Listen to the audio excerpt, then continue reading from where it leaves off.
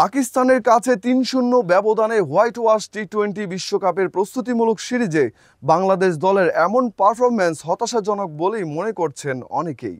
তবে ব্যর্থতার গুড়ি গুড়ি ছায়ার মধ্যেও একরাশ ইতিবাচকতা খুঁজে পেয়েছেন প্রধান কোচ ফিল সিমন্স। শেষ ম্যাচ শেষে সংবাদ সম্মেলনে ফিল সিমন্স বলেন, সবচেয়ে বড় ইতিবাচক দিক হলো আমাদের ওপেনিং জুটি। তানজিদ আর ইমন দেখিয়ে দিয়েছে একসঙ্গে ছন্দে থাকলে তারা কতটা বিধ্বংসী হতে পারে। এটাই আমাদের আত্মবিশ্বাস দিচ্ছে। এই জুটির উপর আস্থা রাখছেন কোচ, বিশেষ করে বিশ্বকাপের মতো বড় মঞ্চের আগে এমন সূচনা দলকে দেবে শক্ত অবস্থান।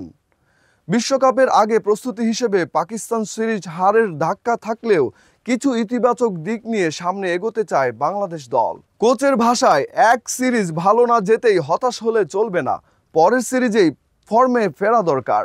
আমরা সেটা নিয়েই কাজ করব। ব্যর্থতার মধ্যেও কোচের এমন ইতিবাচক মনোভাব হয়তো নতুন করে সাহস যোগাবে টাইগার শিবিরে। এখন দেখার বিষয় আসন্ন সিরিজগুলোতে কতটা ঘুরে দাঁড়াতে পারে বাংলাদেশ।